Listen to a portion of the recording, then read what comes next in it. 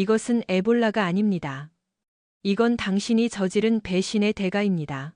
제 경험상 환영 현수막은 재앙의 전주곡에 불과합니다. 아내 태사가 교회에 살림구단 흉내라도 내듯 현관에 현수막을 걸어달라고 고집했을 때부터 뭔가 잘못됐다는 걸 알았어야 했습니다. 제 아내 이수진 박사는 감염내과 전문의이자 서아프리카 기니에서의 3개월간의 의료 봉사 활동을 마치고 의학 지식 이상의 무언가를 집으로 가져온 듯한 전문가였습니다. 저는 김민석, 41세. 해병대 출신으로 현재 세안대학교 병원 IT 보안팀장으로 일하고 있습니다. 제 일은 컴퓨터를 고치고 CCTV를 감시하고 가끔 병원 장비를 훔치는 게 멋진 커리어라고 착각하는 멍청이들을 쫓는 것입니다. 청구서를 처리하고 가족을 부양하는 정직한 일이며 아내가 생명을 구하는 틈틈이 점심을 같이 먹을 수 있을 만큼 병원과 가깝게 지낼 수 있는 직업이기도 했죠. 적어도 예전에는 그랬습니다. 10월의 바람에 현수막이 펄럭이는 가운데 저는 차고로 들어섰습니다. 수진의 귀국 환영. 저녁 식사를 위한 장바구니가 제 팔을 짓눌렀습니다. 15살 된 딸 지우는 엄마의 독설과 저의 의심 많은 성격을 물려받았습니다. 아이는 팔짱을 낀 채 현관에 서 있었습니다. 아빠, 엄마 상태가 엉망이야. 진짜 심각해 보여. 지우야, 엄마는 방금 에볼라 환자들을 치료하느라 시골 오지에서 3개월을 보내고 왔잖니? 좀 이해해드려. 13살 아들 준호가 누나 뒤에서 닌텐도 스위치를 보안 담요처럼 꽉 쥐고 나타났습니다. 아침 내내 토하고 있어. 그리고 5초마다 휴대폰을 확인해. 아이들은 모든 것을 알아챕니다. 그것은 축복이자 저주입니다. 저는 안방 침대에 걸터 앉아 머리를 감싸 쥐고 있는 수진을 발견했습니다. 아픈 와중에도 그녀는 아름다웠습니다. 헝클어진 번 헤어로 묶은 젓갈색 머리, 교통마비라도 일으킬 듯한 눈동자. 연애 6개월 만에 청혼하게 만들었던 그 미소. 하지만 오늘 그녀는 마치 두꺼운 의학 서적으로 얻어맞은 듯한 모습이었습니다. 여보, 왔어? 비행이 힘들었어? 그녀가 고개를 들었고 아주 잠깐 저는 그녀의 눈에서 한 번도 본 적 없는 무언가를 보았습니다. 두려움? 죄책감? 제가 그것을 해석하기도 전에 그녀는 제 품에 안겨 가슴에 얼굴을 묻고 흐느꼈습니다. 민석 씨, 당신한테 말해야 할 게 있어. 나 기니에서 뭔가에 노출된 것 같아. 증상이 있어. 등골이 오싹해졌습니다. 에볼라 마르부르크열. 며칠 만에 사람을 죽일 수 있는 수십 가지 출혈열들이 머릿속을 스쳤습니다. 무슨 증상인데? 열, 메스꺼움, 피로감, 그리고 그녀는 제 눈을 피하며 뒤로 물러났습니다. 다른 증상들도 있어. 오늘 밤에 병원에 가봐야겠어. 저는 제가 가진 모든 인맥을 동원해 수진이 즉시 세안대 병원에서 진료를 받을 수 있게 했습니다. 응급의학과 과장이자 수진의 가장 친한 동료 중 한 명인 박지영 교수가 직접 맡았습니다. 1시간도 채 되지 않아 수진은 격리되었고 의료진은 수만 가지 검사를 진행했습니다. 민석 씨, 너무 당황하지 마요. 박 교수가 가족 대기실에서 서성이는 저를 발견하고 말했습니다. 증상은 뭐든 될 수 있어요. 스트레스, 탈진, 단순 바이러스일 수도 있고요. 하지만 의사들이 단순 바이러스 때문에 환자를 격리하진 않죠. 저는 그 대기실에서 끔찍한 자판기 커피를 마시며 YTN 뉴스에서 똑같은 기사가 반복되는 것을 보며 밤을 지새웠습니다. 지우와 준호는 고모 집에 맡겨졌고 아마 엄마가 아프리카의 희귀병으로 죽을지도 모른다고 걱정하고 있을 겁니다. 새벽 6시 박 교수가 다시 저를 찾았습니다. 그녀의 표정은 읽을 수 없었습니다. 민석 씨, 따로 좀 얘기해요. 그녀는 소독약 냄새와 무너진 꿈 냄새가 나는 작은 상담실로 저를 데려갔습니다. 의사들이 인생을 바꾸는 소식을 전하는 그런 방이었습니다. 좋은 소식은 수진이가 에볼라나 출혈열에 걸린 게 아니라는 거예요. 나쁜 소식은 좀 더 복잡해요. 얼마나 복잡한데요? 클라미디아와 임질이에요. 그 단어들이 물리적인 타격처럼 저를 강타했습니다. 잠시 동안 저는 그녀가 무슨 말을 했는지 이해할 수 없었습니다. 그러다 건물이 무너지는 것처럼 현실이 덮쳐왔습니다. 말도 안 돼요. 우린 서로에게 충실했어요. 저는 맹세코. 박 교수의 표정은 직업적인 동정심으로 가득 찼습니다. 민석 씨 미안해요. 검사 결과는 확실해요. 이 감염들은 성적인 접촉을 통해서만 전염돼요. 결혼 16년 차 아내이자 제 아이들의 엄마가 아프리카에서 생명을 구한다는 명분 아래 저를 배신하고 바람을 피운 것입니다. 그녀는 우리 결혼 생활을 파괴하느라 바빴던 겁니다. 얼마나 된 겁니까?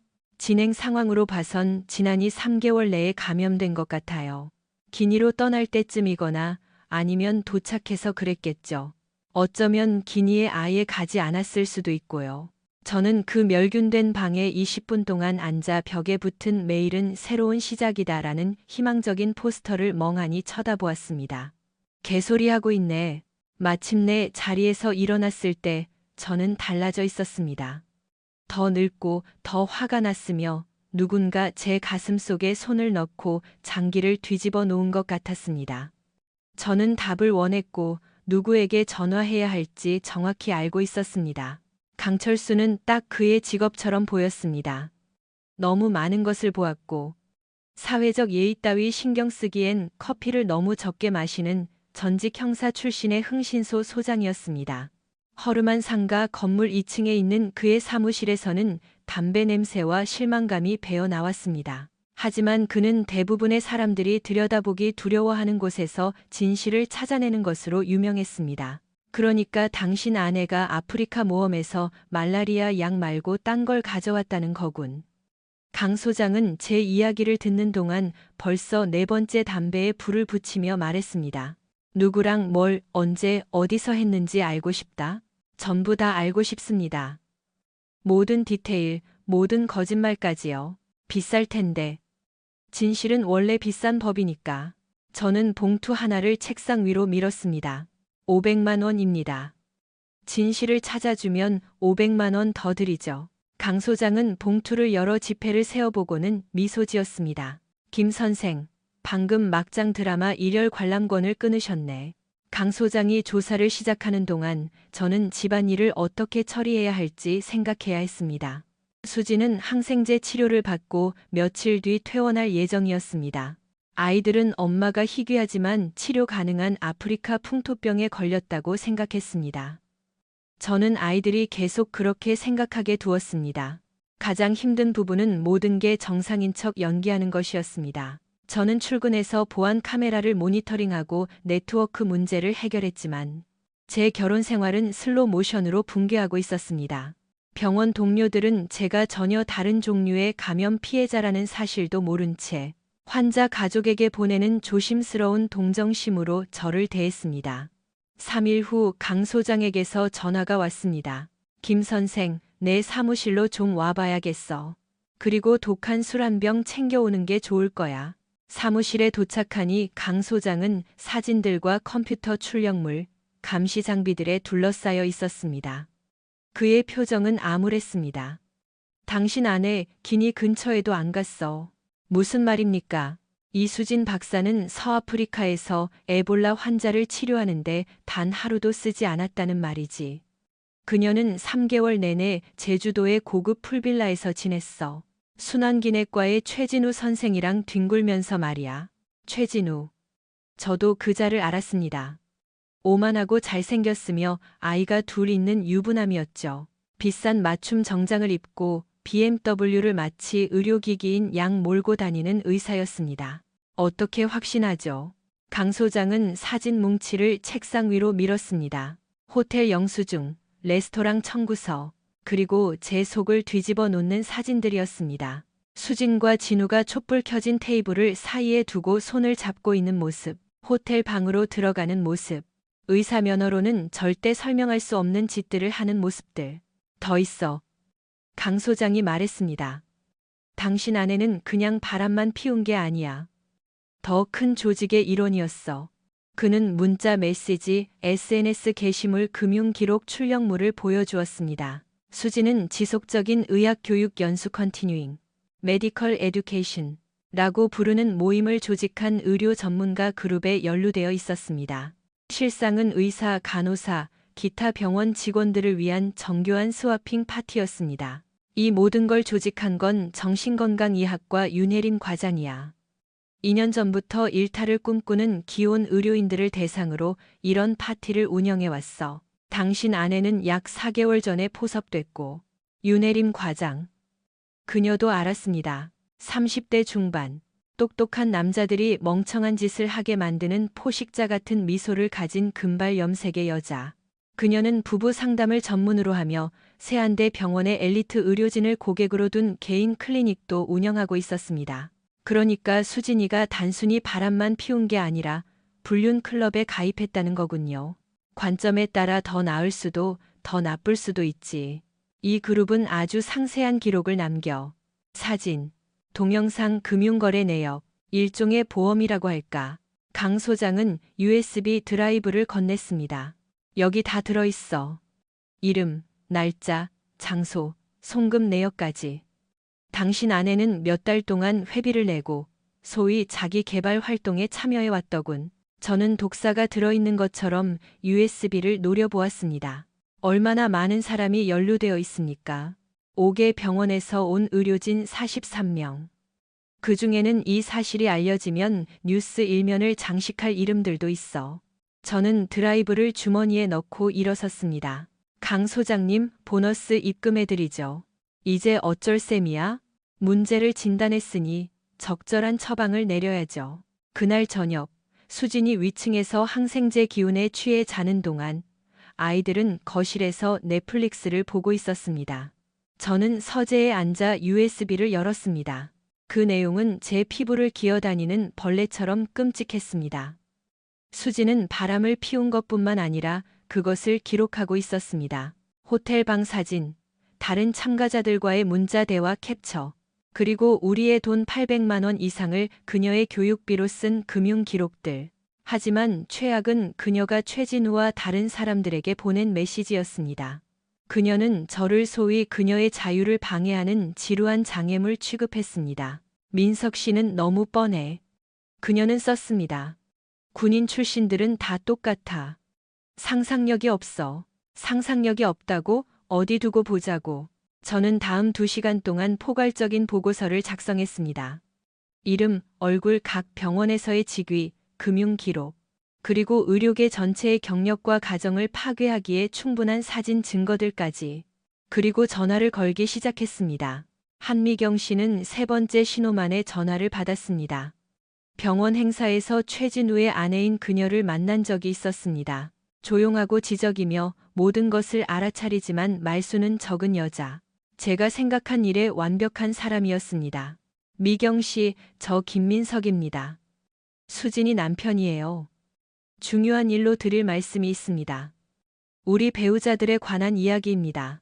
침묵. 그리고 그녀가 말했습니다. 언제 전화가 올까 기다리고 있었어요. 다음 날 아침. 우리는 한강공원에서 만났습니다. 미경 씨는 커피와 말 한마리도 질식시킬 만큼 두꺼운 서류 봉투를 가져왔습니다. 그녀는 전쟁을 준비해 온 사람처럼 피곤하지만 단호해 보였습니다. 얼마나 알고 계셨습니까? 제가 물었습니다. 6개월여. 진우 씨가 폰 비밀번호 관리에 소홀했거든요. 그녀는 봉투를 열어 강 소장의 조사 결과가 아마추어처럼 보일 정도의 출력물들을 보여주었습니다. 전부 기록해 두고 있었어요.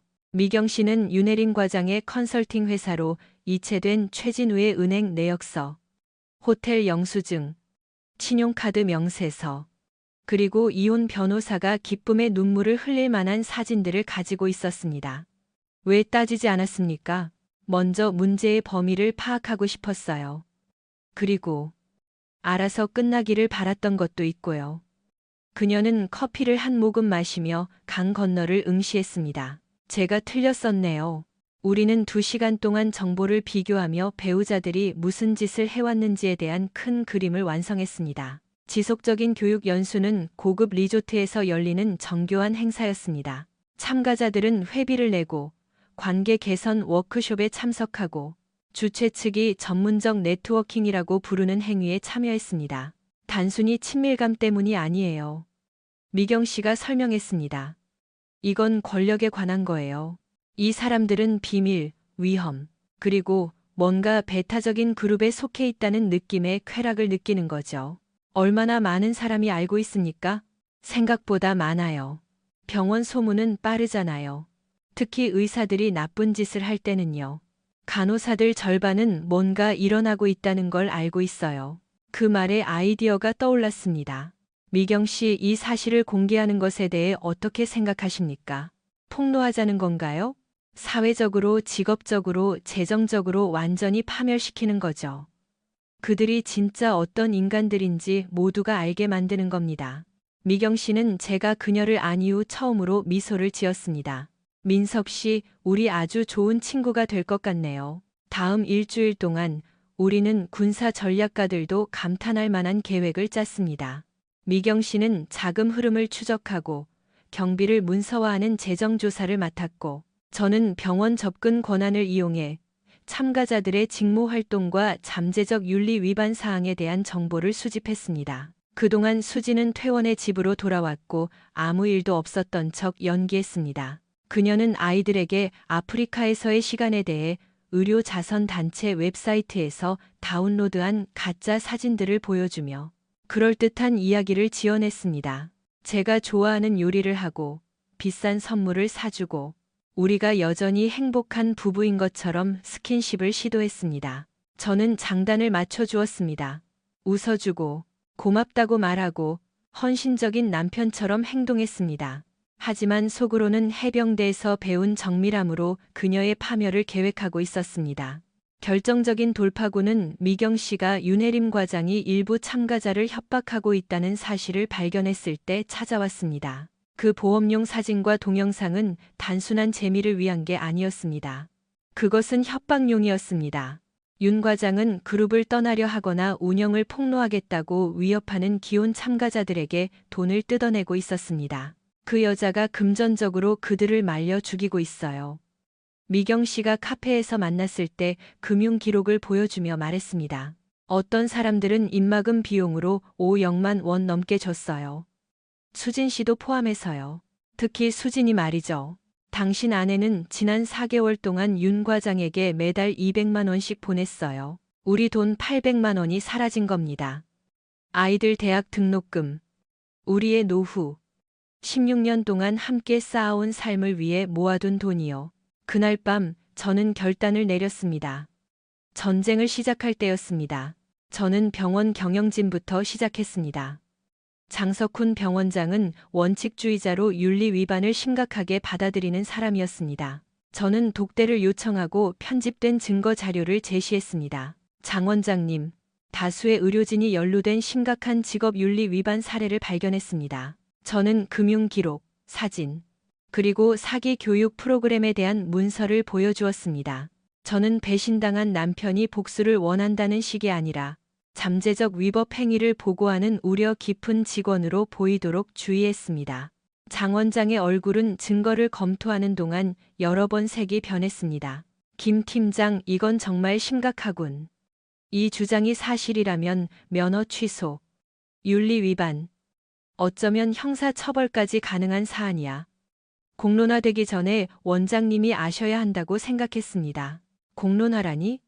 김 팀장, 이건 5개 병원의 의료진 40명이 연루된 일이야. 결국 터질 수밖에 없어. 문제는 세안대 병원이 선제적으로 대응하느냐, 아니면 파묻히느냐의 차이죠. 24시간 내에 병원은 내부 감사를 시작했습니다. 48시간 내에 소문이 간호사, 행정직원, 시설관리팀에게 퍼졌습니다. 병원 내 소문 네트워크는 국정원을 아마추어 수준으로 보이게 만들 정도입니다. 금요일이 되자 세안대 병원의 모든 직원은 의사 몇몇이 사랑 스캔들에 휘말렸다는 걸 알게 되었습니다. 아직 자세한 내용은 몰랐지만 휴게실과 엘리베이터에서 수군거리기엔 충분했습니다. 그날 저녁 수지는 충격받은 표정으로 집에 돌아왔습니다. 민석 씨, 병원에 소문이 돌고 있어. 무슨 감사 같은 게 진행 중이라는 이상한 소문이야. 무슨 소문인데? 의사들이 부적절한 활동에 연루됐다는. 직업윤리 위반이라나 뭐라나. 경영진은 별말 없는데. 사람들이 수군거려. 저는 신문에서 눈을 떼고 연습한 순진한 표정으로 쳐다봤습니다. 흔한 병원 찌라시 같은데. 사람들 남 얘기하기 좋아하잖아. 근데 그게 당신한테 영향이 있어? 사람들이 당신도 연루됐다고 생각해? 여보, 당신은 에볼라 환자 치료하느라 아프리카에 3개월이나 있었잖아. 병원 가십에 연루될 리가 없지. 그녀는 저를 한참 동안 쳐다보았고 저는 그녀의 눈에서 깨달음이 스치는 것을 보았습니다. 그녀는 자신의 정교한 거짓말이 무너지기 직전임을 감지하기 시작했습니다. 민석 씨, 우리 얘기 좀 해. 무슨 얘기? 우리에 대해서? 결혼 생활? 내가 당신한테 말해야 할 게 좀 있어. 저는 신문을 접고 그녀에게 온전히 집중했습니다. 듣고 있어. 하지만 그녀가 입을 열기 전 제 폰이 미경 씨의 문자로 진동했습니다. 진우 씨 조사 때문에 정직당했어요. 시작됐네요. 저는 아내를 보고 미소 지었습니다. 미안, 여보. 뭐라고 했지? 세안대학교 병원 연례 자선 갈라 행사가 다음 주 토요일로 예정되어 있었습니다. 도시의 의료 엘리트 500명이 모여 또 한 해의 치유와 혁신, 전문성을 자축하는 자리였습니다. 평소 같으면 수진과 저는 함께 참석해서 사진을 찍고 의학적 진보와 병원 정치에 대해 잡담을 나눴을 겁니다. 하지만 이번은 평소와 달랐습니다. 우리 안 가는 게 좋겠어. 제가 넥타이를 매는 동안 수진이 침실을 서성거리며 말했습니다. 온갖 소문에 감사까지. 조용히 지내는 게 나을 것 같아. 말도 안 돼. 당신은 우리 병원에서 제일 존경받는 의사 중 한 명이야. 숨어 있으면 오히려 찔리는 게 있다고 생각할걸. 사실은 제가 그녀가 거기에 가길 원했습니다. 그들 모두가 거기에 있길 원했습니다. 오늘 밤이 모든 게 드러나는 날이었으니까요. 미경 씨와 저는 지난주를 준비하며 보냈습니다. 우리는 주요 병원 직원들에게 선별된 정보를 흘려 갈라가 시작될 때쯤이면 소문이 들끓도록 했습니다. 그리고 무시할 수 없는 특별한 프레젠테이션도 준비했습니다. 컨벤션 센터는 병원의 상징색인 파란색과 은색으로 장식되어 있었습니다. 우아한 테이블 세팅, 그리고 장 원장이 연설할 무대까지. 저는 최진우를 즉시 발견했습니다. 그는 초조해 보였고 계속 폰을 확인하며 다른 참석자들과 눈을 마주치지 않으려 했습니다. 윤혜림 과장은 찾기 좀 더 어려웠지만 바근처에서 그녀의 교육 프로그램, 참가자들에게 둘러싸여 있는 것을 발견했습니다. 그들은 마치 공모자들처럼 모여 있었고 실제로 그랬습니다. 민석 씨, 박지영 교수가 따뜻한 미소를 지으며 다가왔습니다. 와줘서 반가워요.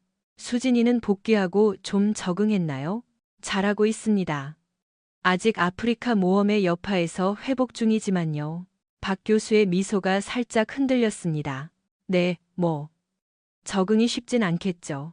흥미로웠습니다. 소문이 예상보다 빨리 퍼졌더군요. 저는 군중 속을 헤집고 다니며 악수를 하고 잡담을 나누면서 주요 인물들의 위치를 파악했습니다.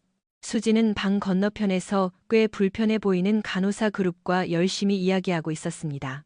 최진우는 여전히 혼자서 네 번째로 보이는 술잔을 비우고 있었습니다. 저녁 8시 장 원장이 연설을 위해 무대에 올랐습니다. 그는 의료의 우수성, 직업적 청렴성, 그리고 의료기관에 대한 대중의 신뢰 유지의 중요성에 대해 이야기했습니다. 아이러니가 너무 짙어 메스로도 잘라낼 수 있을 지경이었습니다. 올해는 도전과 기회의 해였습니다. 장 원장의 목소리가 붐비는 연회장에 울려 퍼졌습니다. 우리는 우리의 직업이 의료 현장뿐만 아니라 개인 생활에서도 가장 높은 수준의 윤리적 행동을 요구한다는 것을 상기했습니다. 청중들 사이에서 웅성거림이 일었습니다. 모두가 뭔가 터질 거라는 걸 알고 있었죠.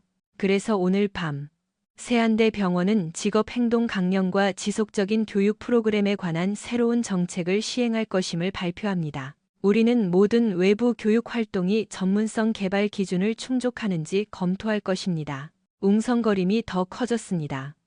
앞쪽 테이블에서 윤혜림 과장의 얼굴이 창백해지는 게 보였습니다. 하지만 장 원장은 아직 끝나지 않았습니다. 또한 직업적 청렴성을 훼손하거나 윤리 강령을 위반하는 활동에 참여했을 가능성이 있는 직원들에 대해 전면적인 감사를 실시할 예정입니다.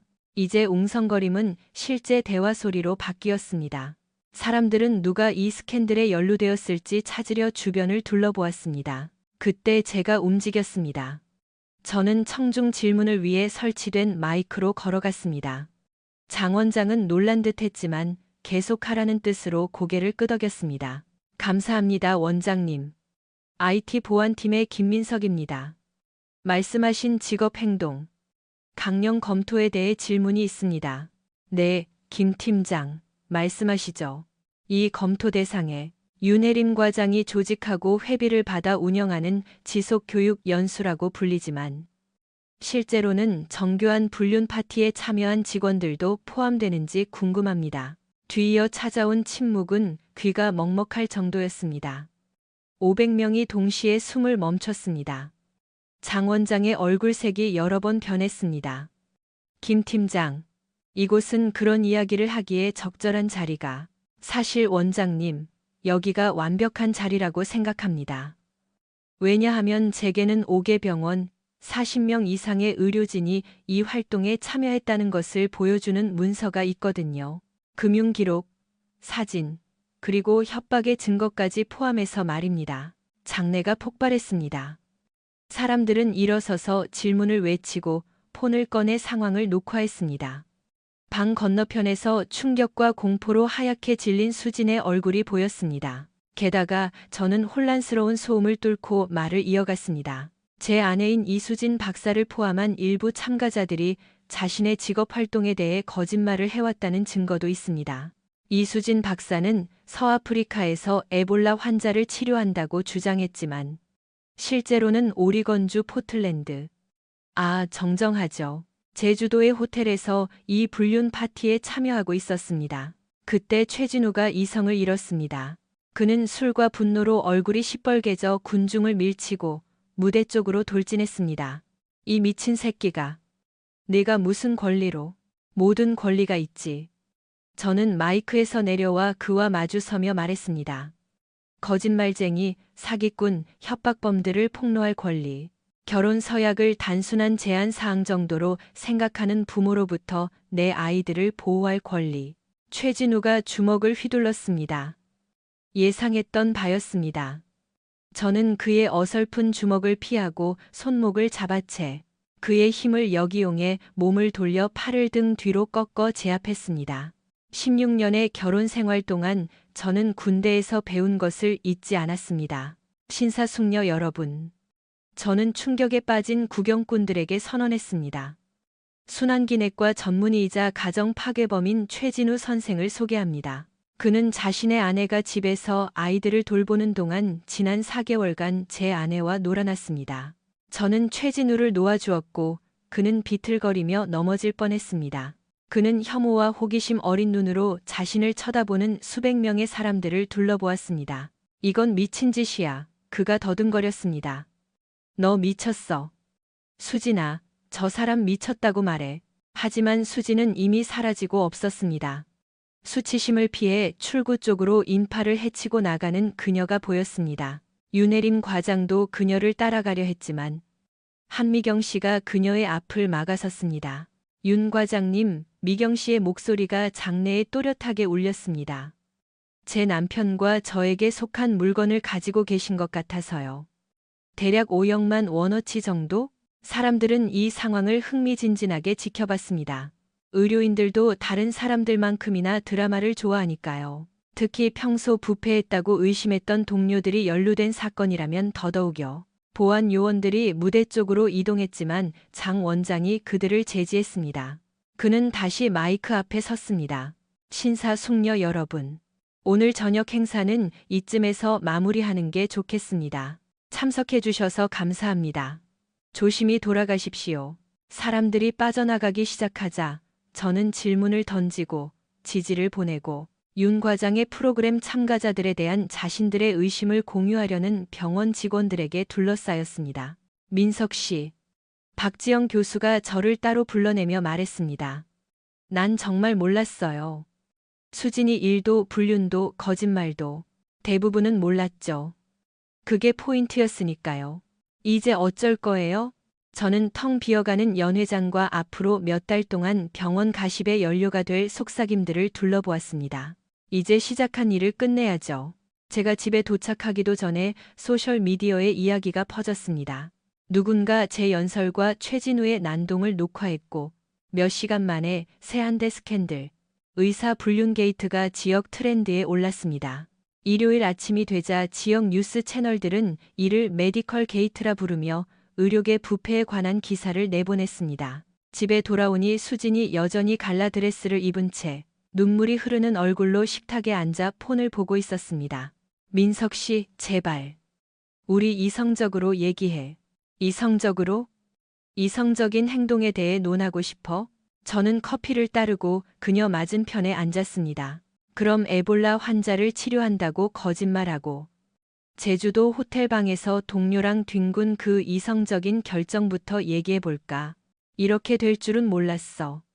그냥 잠깐의 휴식이었어. 생각할 시간을 가지려고. 무슨 생각을 해, 수진아? 우리 애들 대학 등록금 800만 원을 불륜 클럽 회비로 쓰는 방법? 그녀는 진심으로 충격받은 표정이었습니다. 돈 얘기는 어떻게 알았어? 난 다 알아. 윤혜림한테 돈 보낸 거, 협박당한 거, 사진, 동영상, 전부 다. 저는 서류 봉투를 테이블 위로 밀었습니다. 내 남자친구 최진우는 조사 끝날 때까지 정직당했어. 윤혜림은 공갈 혐의로 형사 처벌받을 거고, 그리고 너는 윤리 위반으로 의사 면허 잃기 직전이야. 수지는 봉투를 열어 제가 모은 모든 증거 사본을 보았습니다. 금융기록, 사진, 문자 메시지, 호텔 영수증. 그녀의 비밀스러운 삶 전체가 흑백으로 펼쳐져 있었습니다. 흥신소를 썼구나. 난 진실을 찾기 위해 전문가를 고용했어. 당신이 잊어버린 것 같아서 말이야. 민석 씨, 화난 건 알지만 애들을 생각해. 우리 가족을 생각하라고. 난 애들 생각뿐이야.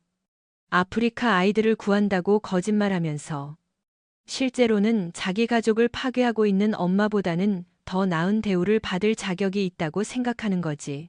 그때 잠옷 차림의 지우가 부엌 문가에 나타났습니다. 아빠, 엄마, 무슨 일이야? 왜 밖에 방송국 차들이 와 있어? 수진과 저는 서로를 쳐다보았습니다. 상호 파괴를 계획하느라 우리 아이들이 십자포화 속에 갇힐 거라는 사실을 깜빡했던 겁니다. 앉아라, 지우야. 제가 말했습니다. 설명할 게 좀 있어. 다음 1시간은 제 인생에서 가장 힘들었습니다. 15살 딸과 13살 아들에게 엄마가 몇 달 동안 거짓말을 해왔고 부모님의 결혼 생활은 끝났으며 우리 가족이 뉴스거리가 될 거라는 사실을 설명하는 건 어떤 육아 지침서에도 없는 내용이었습니다. 지우는 준호보다 더 잘 받아들였습니다. 제 의심 많은 성격을 물려받아 뭔가 잘못됐다는 걸 감지하고 있었으니까요. 준호는 어른들도 감당하기 힘든 정보를 처리하느라 닌텐도 스위치를 꽉 쥔 채 멍하니 앉아있을 뿐이었습니다. 그러니까 엄마가 아프리카에서 아픈 사람들 도와준 게 아니라는 거지?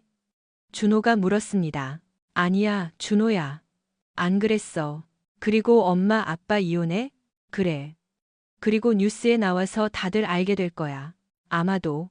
준호가 천천히 고개를 끄덕였습니다. 진짜 구리다. 그래, 정말 구리지.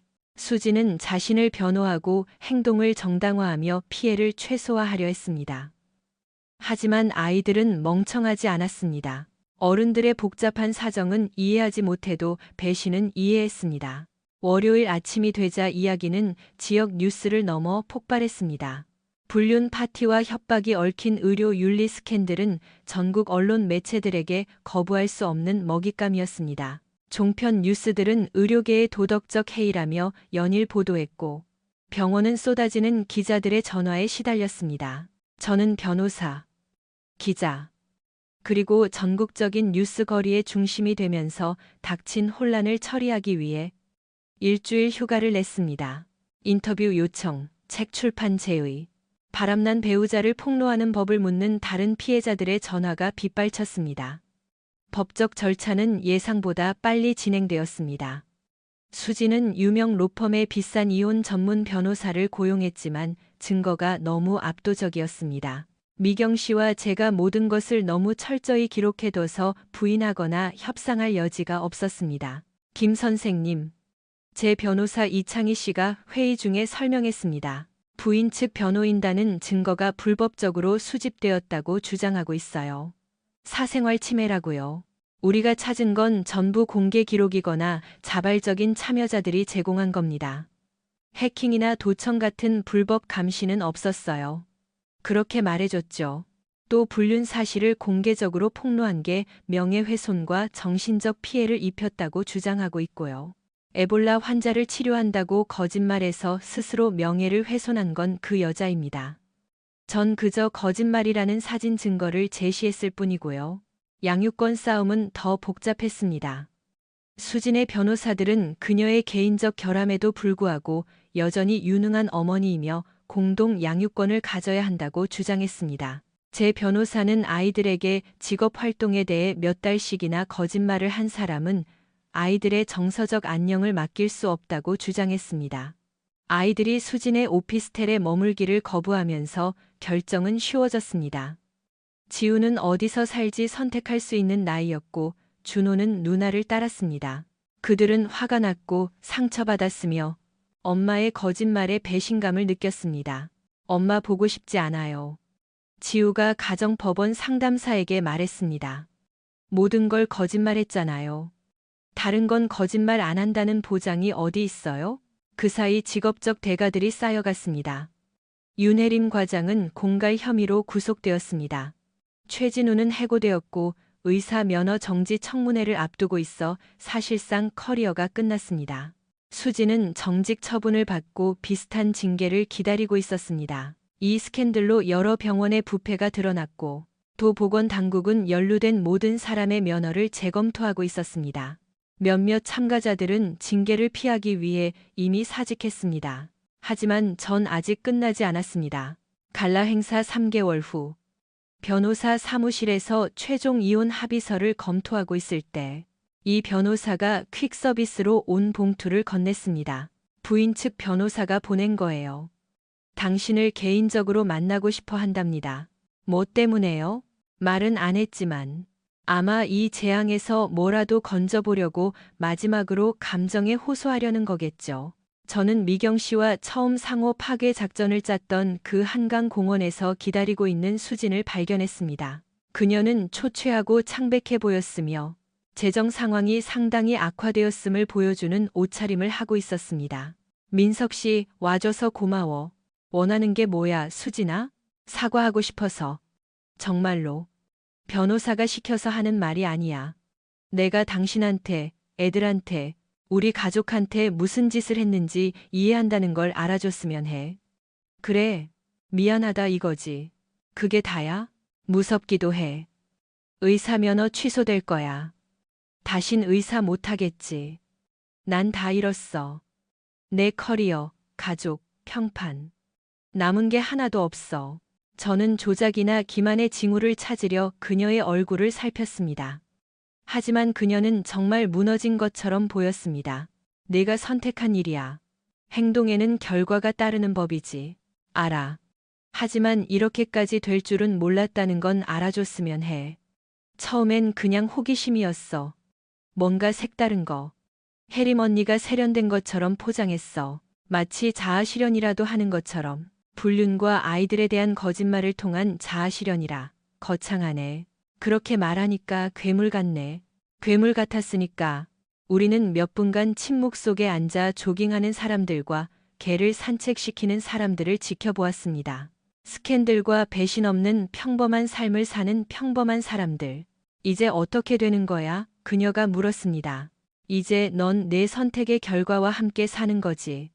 새로운 직업을 찾고 아마 내 이야기를 모르는 다른 도시로 가야 할 거야. 아이들이 허락한다면 관계를 회복하려고 노력도 해보고 몇 달간의 쾌락을 위해 16년 결혼 생활을 파괴했다는 사실을 안고 살아가야겠지. 당신은? 당신은 어떻게 되는데? 저는 그 질문을 생각해 보았습니다. 이제 저에게 무슨 일이 일어날까요? 복수는 완성되었습니다. 수지는 커리어와 평판, 가족을 잃었습니다. 최진우도 비슷한 대가를 치렀고 윤혜림은 감옥에 갈 겁니다. 스캔들에 연루된 모두가 폭로되고 처벌받았습니다. 하지만 복수는 수술과 같다는 걸 깨닫고 있었습니다. 병든 조직을 제거할 수는 있지만 근본적인 상처까지 치유할 수는 없다는 것을요. 난 애들 키우는데 집중할 거야.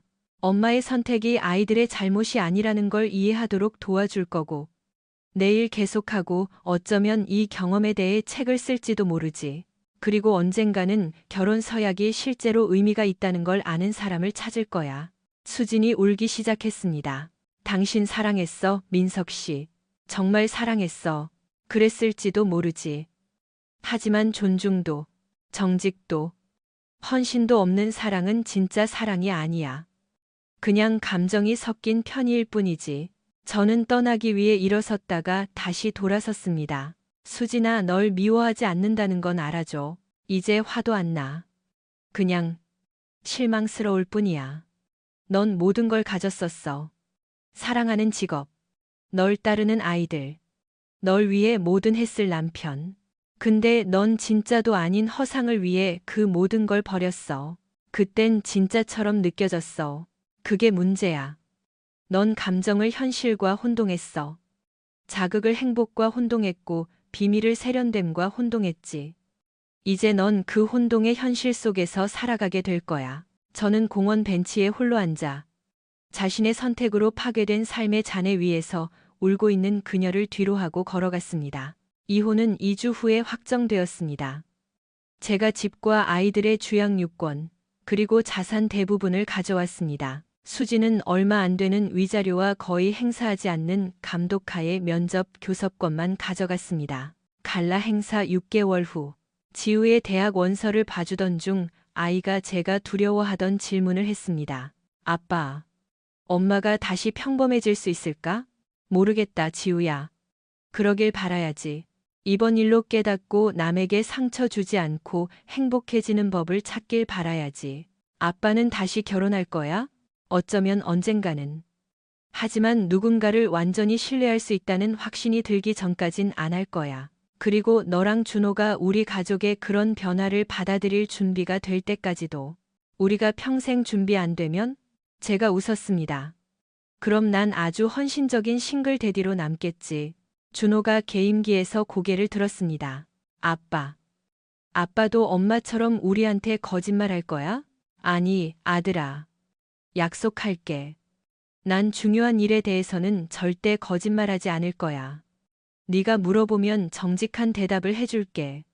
그게 네가 듣고 싶은 답이 아니더라도, 진실이 아무리 구리더라도 특히나 구릴수록 더더욱. 왜냐하면 거짓말은 결국 모든 걸 더 망치니까. 그날 저녁 아이들이 잠든 후 저는 서재에 앉아 이혼 소송의 최종 서류들을 검토했습니다. 모든 게 해결되었습니다. 복수는 끝났습니다. 정의는 그것이 정의라면 실현되었습니다. 하지만 우리가 아이들을 키우고 생일과 명절을 기념하고 함께 삶을 꾸렸던 집을 둘러보며 저는 복수가 공허한 승리라는 것을 깨달았습니다. 저는 저를 배신한 사람들을 파괴했지만 그들이 앗아간 것을 다시 세울 수는 없었습니다. 신뢰, 순수함, 사랑하는 사람들이 우리가 함께 쌓아 올린 것을 파괴하기보다는 지키는 쪽을 선택할 것이라는 믿음 같은 것들을요. 스캔들로 저는 지역 유명 인사가 되었습니다. 기자들은 여전히 가끔 전화를 걸어 메디컬 게이트 후속 기사를 요청했습니다. 직장 윤리와 직업적 청렴성의 중요성에 대해 강연해 달라는 요청도 받았습니다. 출판사는 제 이야기를 책으로 내자고 제안했지만 개인적인 파멸 위에 세워진 명성은 공허하게 느껴졌습니다. 저는 전쟁에서 이겼지만 그 과정에서 본질적인 무언가를 잃었습니다. 완전히 신뢰하는 능력, 조건 없이 사랑하는 능력, 사람들이 근본적으로 선하다는 믿음. 어쩌면 그게 복수의 진짜 대가일지도 모릅니다. 적을 파괴하는 것뿐만 아니라 미래의 상처에 대비해 자신의 마음을 딱딱하게 굳히는 것, 아니면 세상이 우리가 믿고 싶어 하는 것보다 더 복잡하고 잔인하다는 걸 배우는 성장의 대가일 수도 있고요. 어쨌든 끝났습니다. 수지는 다른 도시로 떠나 새 출발을 했습니다. 최진우는 의사 면허를 잃고 제약 영업사원으로 일하고 있습니다. 윤혜림 과장은 공갈 및 사기 혐의로 징역 1년 6개월을 살고 있습니다. 아이들은 심리치료를 잘 받고 있으며 분노와 실망감을 건강한 방식으로 처리하는 법을 배우고 있습니다. 지우는 3군데 대학에 합격했고 언론학을 전공할 계획입니다. 준호는 학교 로봇 동아리에 들어갔고 엔지니어가 되겠다고 합니다. 삶은 언제나 그렇듯 앞으로 나아갑니다. 상처는 남았지만 배신과 복수에 열린 상처는 아물어가면서요. 저는 마지막 법적 서류가 든 파일을 닫아 책상 서랍에 넣었습니다. 그리고 위층으로 올라가 아이들을 확인했습니다. 어떤 결혼, 어떤 커리어, 어떤 복수보다 중요한 세상의 2사람. 아이들은 침대에서 안전하게 잠들어 있었습니다. 부모의 실패로 규정되지 않을 미래를 꿈꾸면서요. 그거면 충분합니다. 그게 전부입니다.